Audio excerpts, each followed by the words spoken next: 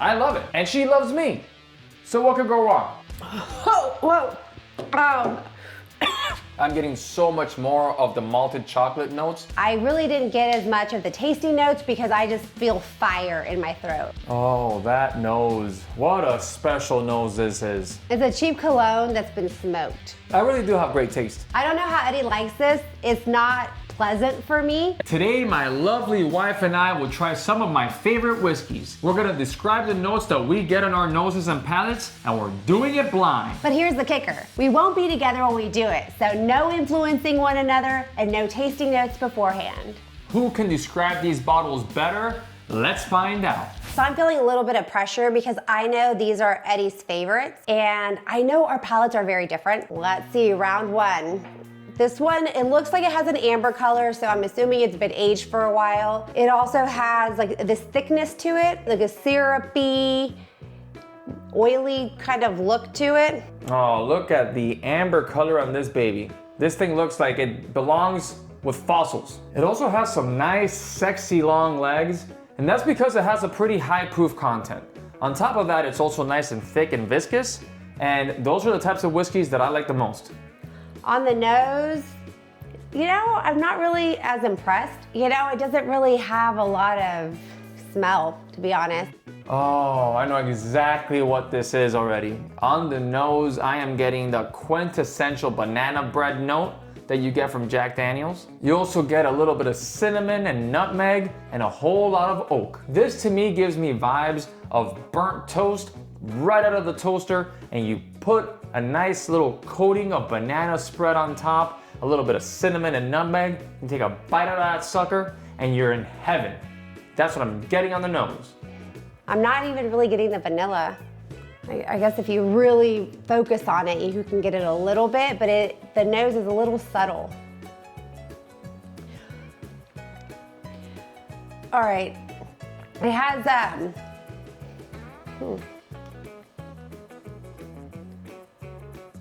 Like on the nose, I am getting banana. On the palate, I'm getting toast. I'm getting a lot of the oak. What I love about this bottle is that it's pretty easy to find nowadays. It's accessible, it's not terribly expensive. And if it is the one that I think it is, it can make an excellent cocktail like the one that Jim made in our old-fashioned video. it has some proof to it, but it's nothing too much, right? I can definitely handle it. You do get a little bit of the vanilla. There's another flavor there. I'm really trying to focus on what it is. So I'm gonna have another sip to see if I can find out. You know, on that one, you do get a little bit more of the vanilla. To me, it kind of tastes like a drink that has like some type of chemical in it. It really doesn't give me a lot of flavor. Definitely banana, toast, right up front. You get a nice little salty, peanutty note in there as well. A little bit of toffee flavors, like salted toffee. It's a little proofy too. You can feel a little bit of that heat. I think the bottle is about 100 proof. And it tastes like it. I mean, you do get a little bit of body in this. It has a very little burn in the beginning, but it doesn't last long. It has a nice long finish. It's complex, it's warming, it's inviting. This is a bottle that I would share with any one of my friends. And if it is the one that I think it is, this is a huge step up from Jack Daniel's Old No. 7. And if some of my friends only have experience with that bottle, this is the one that I whip out to let them know that Jack Daniel's does a lot more interesting stuff than that. So I'm really surprised that this is one of Eddy's favorites because it kind of is a little unremarkable for my palate. When I first saw it, I thought it would have a higher proof and a lot more flavors because of the syrupy texture, the color. But once I tried it, it really was more of a letdown. Ah, of course. I called it Jack Daniel's Single Barrel Heritage Barrel. Ah, okay, Jack Daniel's Single Barrel Heritage Barrel. For me, it's not great. I mean, it's not fantastic. This is one of my favorite bottles because it's versatile, it's fun, it's different. You get those quintessential Jack Daniel's notes of banana bread, but then you include in there a little bit of that cinnamon from the toasted barrel, and it is such a fantastic and versatile pour. It's exactly 100 proof, so it's right up there to what I think Adriana's threshold would be. I think she would absolutely love it because it has a lot of great flavor, and I love it, and she loves me. So what could go wrong? Will I drink it again? Yeah, I would. Would I go out of my way to go buy it? Probably not. All right, hopefully this one's better than the last one. So on this one also has a little bit less viscosity, about the same color or a little bit lighter. So it's probably been aged, maybe not as long. All right, so this one has a bit of an amber color, but it's a little lighter than the one before. And it's pretty thin also, it doesn't have a whole lot of legs. I'm missing the sexy legs from the Jack Daniel's Heritage. Wow, it's very interesting on the nose. I get caramel, you get a little bit of the vanilla. Oh, we get lots of ethanol. And maybe a little bit of apple of some sort, which doesn't make sense, but I kind of get apple too. Ooh, like a candied caramel apple. Oh boy. I'm getting dark caramel notes that are blanketed over a nice, big, juicy green apple. You also get some coffee notes in there, along with tobacco. This is a nice cigar smoking whiskey, if I've ever smelled one. Oh, whoa. Oh, geez, I was not expecting that.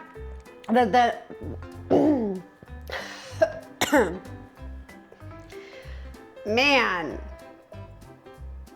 I am getting so much green apple, like a ton, with a little bit of like this red hot candy note. Wow. It feels hot. Like my throat is hot right now. And I'm feeling it go down. That one was a lot. Wow.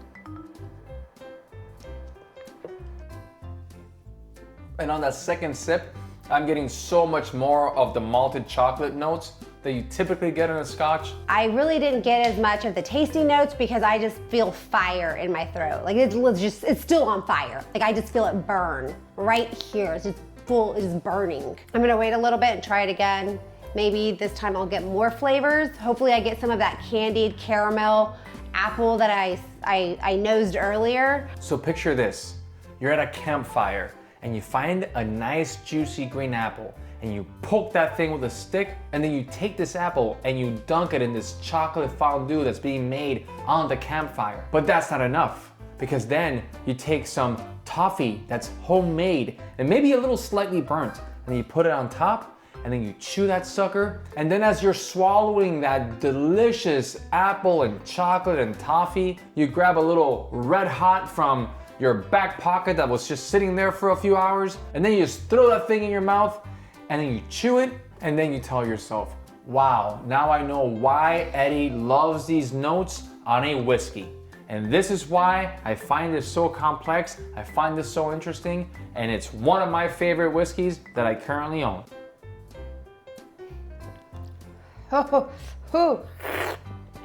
my gosh. Now my mouth is watering a lot because I think I left it in my mouth swirling too long. And so it burns there as well as in my throat. I feel that because everything is completely burned in my mouth and in my throat, it's just kind of like an ashtray, which is gross.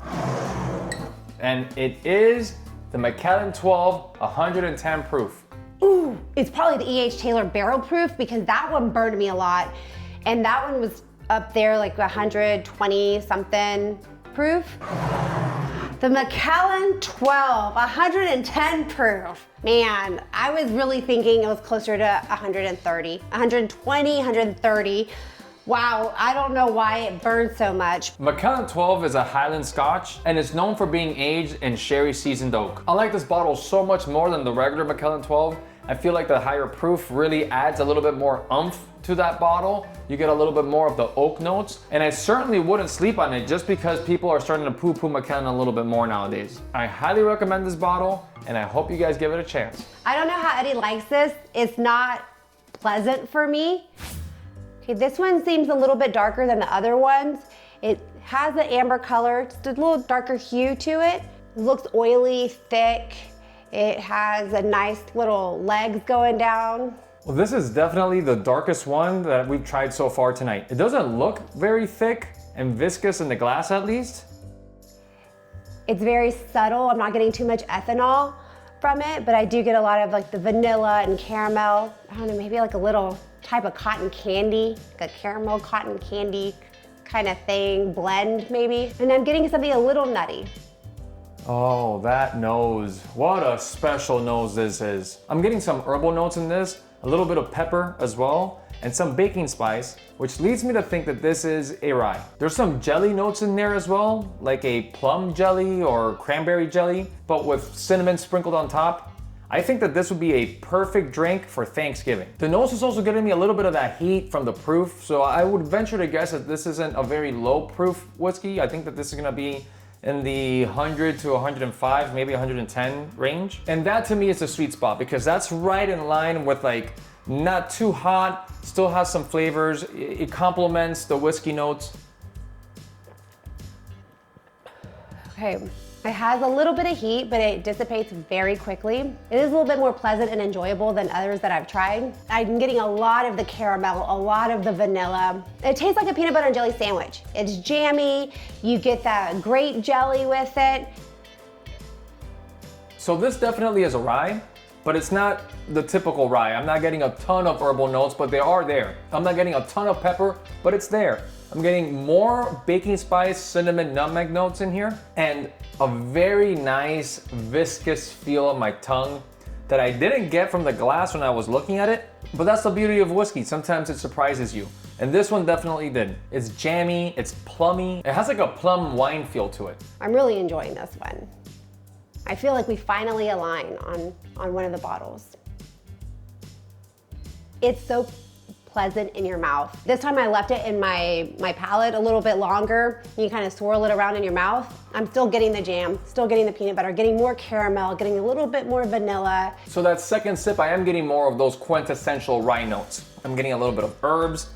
I am getting a little bit of like this bread-like note in there as well. Still a lot of cinnamon and nutmeg. Still a lot of that plum wine type of note. If this is in fact rye, this is a perfect transition for somebody who's not big into rye. The finish is pretty long, it's nice, it's inviting. It gives you more and more of those sweeter notes, that plum-like note, especially as it lingers. I'm a fan of this bottle. I can't wait to find out what it is. Middle West Spirits Double Cask Collection Ported Pumpernickel Rye Whiskey, which is really surprising to me because I'm usually not a big rye person. Middle West Spirits Double Cask Collection Ported Pumpernickel Rye Whiskey. I'm more of a bourbon person. I like a little bit sweeter things, but this one's delicious. It's been aged 5 years, American white oak cask, double barrel matured, French tawny port cask. That's probably why I love it. So Middle West Spirits is out in Ohio, and I am a huge fan of their stuff. Their regular pumpernickel rye whiskey is one of my favorite ryes out there, but this one takes it to a whole other level. This is part of their double cask collection, and the second cask in this bad boy is in fact a French tawny port finish. According to the bottle, it's distilled from rye, corn, barley, and wheat. So it is a 4-grain rye whiskey, and I think that mash bill is playing a significant role in the flavor profiles being not so heavy-handed with herbs and mint. You still get them here. It is a rye whiskey, but they're much more balanced and layered and complex than your typical standard rye. I highly recommend this one. We only have a few bottles left of our Dark Arts barrel pick. If you purchased a bottle, thank you so much for the support. And if you're interested in getting one, I highly suggest you place an order soon. Once it's gone, and we're running low. It's exclusively sold at barrelhunters.com. You can also check out our website to purchase awesome merch like our best-selling malt whiskey tee or our quintessential tea. Information on how to join our Patreon community is also on barrelhunters.com, where you can get access to our Discord chat, monthly virtual tasting nights, and so much more. Those virtual tastings are a lot of fun and a great way to make new whiskey friends. Every purchase or membership helps us provide more content for you to enjoy, and we truly appreciate your support. This one's the lightest one we have seen yet. It's a very, what color is that? Oh, this is more of a copper color, like a light copper. So this has more of a goldish hue to it. This is a little lighter than the ones that we've been trying before. It's very interesting on the nose. This reminds me of like a daisy flower. I don't know why, but like a white daisy flower with some green fruit around it. Ooh. There's a lot of vanilla, a little bit of caramel. I get a slight hint of cherry, but it's mostly oak. I'm getting a pretty big oak bomb in here. Okay, so there isn't any heat. It's very light. It's approachable. I had to go back to my old methods of trying to get more notes. But it's very muted flavors. It's nothing that's overpowering. On the palate, it's a lot more flavorful than I was expecting from the nose, and a lot more layered. I'm getting a lot of caramel, like burnt caramel, toffee, vanilla, still a good amount of oak, a slight hint of peppercorn, not too much. It's a very well-balanced, nice drink. It reminds me when you're at a vineyard and you have beautiful like white little daisy flowers as you're walking through and you see the green grapes. It gives me that kind of feel. It's like it's a hot day, but it's not too hot. You have a nice breeze. There's something about that picture that reminds me of this. I feel like I am in a forest and I built my own log cabin and I walk in it for the first time and I get that smell of new wood all throughout. And then you step outside to the backyard and you have cherries growing there in the distance and you're getting a whiff of it. You get like a nice little gust of wind that just blows through and you get a whiff of those cherries and a little bit of vanilla that's just growing there on the side with some caramel that's baking in the oven. I'm gonna go for a second sip and see what other flavors I could pull out of this sexy little bad boy right here. I'm pretty confident that this is a rye because I feel a little bit of that spice. This to me is quintessential bourbon. I don't get a finish in this. I don't think that it's finished in anything. I'm not getting anything truly different or unique, but I am getting a lot of those expected notes that you get from a bourbon. It has a little bit of tingle. If you like pico de gallo, where it has a little bit of spice, but not too much spice, and you just keep having it. It burns a little bit, but you enjoy it, right? So you keep eating it. That's kind of like this. It's a very little spice, it's nice, and you just keep wanting more. I do get a lot of oak, which tells me that this has been either aged for a long period of time or aged in pretty harsh conditions. And also the proof, I would expect this to be around 95 to 100. I don't think it's any higher than 100. Eagle Rare, aged 12 years. Oh my God, seriously? I could have sworn it was a rye. Eagle Rare 12. I haven't had this bottle in quite some time, and I truly, deeply enjoy this bottle. I like oak. I like oak in my whiskeys. It makes me feel like I'm drinking something sophisticated, something that's been aged for a long time. It's a little spicy. There is some spice to it. I know somewhere in there it's gonna say there's spice. And yeah, there has to be. And booyah, this bottle is 47.5% alcohol, otherwise known as 95 proof. And I was right on the money. Oh, reminiscent of fine port wine. That's very sweet, so that's not spice. Man, well, that sucks. Here we go. This is a lot clearer than the other ones, I feel like. It's not as thick when you swirl it. The legs are not as thick and oily. It's more like juice, it's just watering down. Ooh, baby, another dark little baddie. It's not quite coffee color, but it's getting there. Whoa. Lots of ethanol, lots of burning up my nose. Oh my. Okay. This is where the big boys play right here. This has more of a medicinal smell. Yeah, it reminds me of a first aid kit a little bit. I'm getting so much oak and smoke. It's like a barbecue pit before you put the meat on it. But then as I swirl it and then sniff again, I feel like it's a little bit more like smoky. This one is way different. I get so much caramel and vanilla and like this old dusty book note. Remember the olden times when they had libraries and you would go in there and you would check out a book and you would open that book and get a whiff of these pages that were very dusty and old? That's exactly what I'm getting on the nose right now in this glass. Yeah. Ugh. Oh, yeah. Man, that first, well, It's actually weird because at first I'm like, oh, I don't like it, right? It tastes like medicine. And then it starts evolving in my mouth. So I guess depending on where it's frolicking on my tongue, it starts changing. And now I'm getting a little bit of sweetness. At first I got the proof. I fully expect this to be a barrel proof bottle, and I would have to guess it's around roughly 115 to 120 proof. Right up front, I get caramel, I get vanilla. Quintessential bourbon. But then I get this cherry compote note as well. It's very cherry forward. And then that dusty book comes into play again. And I feel like I'm chewing on an old library book, and that sounds disgusting, but when you lather it in vanilla and caramel and cherry, all of a sudden you're enjoying the hell out of that book better than you ever would if you were reading it. It's pretty complex. Wow, I'm very impressed with it because it keeps changing. I feel like it's messing with me, and this is a game because it starts off really strong, like I'm at a nurse's office getting medication, and then it's just all this sweetness after. This one's actually a lot of fun. Oh, the heat's there for a little bit, but look, now it's gone. I like that because then it makes your mouth water. You start getting all the different flavors.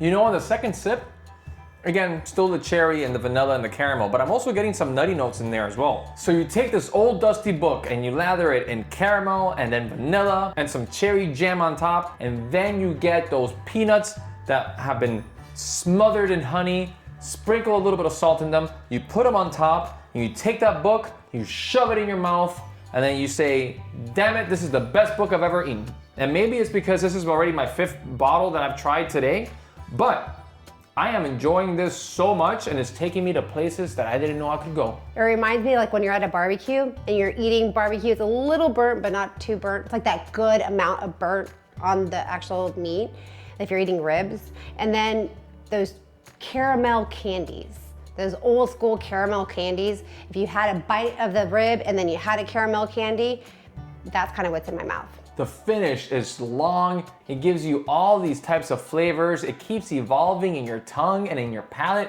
It's just there, just riding this wave in your taste buds that is truly unique and special. It starts off one way and then it transitions in your mouth to something completely different. This is gonna be a great drink to have in the fall when it's not as cold outside. You can go outside, look at the stars, have a sip of this, whatever it is. Ooh, Opimus, Ampersand Opimus. I like the bottle. It's very nice and pretty. And I like this and sign is really cute. Oh, this is Ampersand Opimus. It is one of my favorite bottles that I own. Truly, it is. This thing is delicious. It's a 15-year age buff turkey, which is a rare wild turkey mash bill that was aged in Buffalo Trace. We've been talking about it a lot in our channel. And it's aged 15 years, finished in Tonka wine cases. And this particular buff turkey was also finished in Takai barrels. So you're also getting a little bit of that sweetness from the wine, and I think that's where I was getting those cherry jam notes. It does develop rich layers of deep fruit following secondary finishes of Tokaji wine casks. That's why, see, it's very layered. This is very complex. This was a great buy from Eddy. I love buff turkeys. Blake loves buff turkeys. And if you try a bottle of a buff turkey, especially this Ampersand Opimus, which is one of the more affordable 15-year buff turkeys out there, I think you're gonna love it too. Okay, it looks like apple juice, so I'm thinking it's not gonna be aged as long. It has a little bit of viscosity, not too much. Apple juice and put a little bit of oil in it. This is much lighter than the last one that we had, and it's probably one of the lightest ones from the day. So I don't know how much barrel influence this thing has or how long it's been aged, but if it's considered one of my favorite bottles, then it must be good. On the nose, it smells like a scotch, which I'm just not a big scotch person. Scotch, for whatever reason, reminds me of cheap cologne. Oh, that peat. Oh, baby, I'm already, oh, you guys know me and my peat. I love me some peat. There's also like this nice fruity note in there. There's a little bit of green apple notes, but obviously a lot of peat. You get that smoke, you get that brine, you get that sort of sea salt, maritime note here. And this one, I get a little bit of peat and that cheap cologne smell. It reminds me of mezcal because it has that smokiness to it. So the smokiness with the peat, I am confident that this is a scotch, like an Isla scotch, maybe. Oh.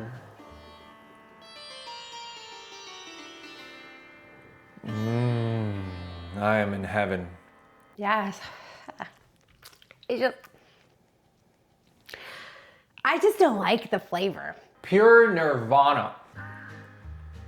You get cherry and green apple right up front, right here in the front of the palate. And then it just turns into coffee and dark chocolate and like this delicious espresso bean that's been just gently dunked in milk chocolate and then dunked again in dark chocolate.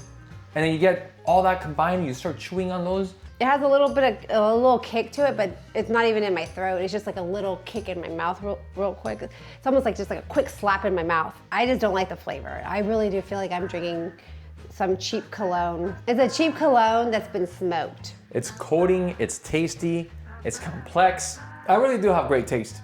First aid kit, maybe mechanic shop with a little bit of like smokiness in it. The peat's not overwhelming by any means, but it's there and it's subtle. But I will say this, if I were to enjoy these kind of drinks, then this is one that now I'm like, hey, you're not really that bad. It's a little pleasant now in my mouth. If you like yourself an espresso martini with dark chocolate drizzle all around the rim, and a burnt marshmallow right on top and a little bit more proof than your typical martini, this is for you. This is your jam right here. I feel like, you know what? I feel like I'm just gonna retract everything I said because I do like it now. Oh, Amrut Fusion, baby. No! Amrut Fusion single malt whiskey. This is one I really do enjoy. It's a single malt whiskey. It is a fusion of Indian and Scottish barley.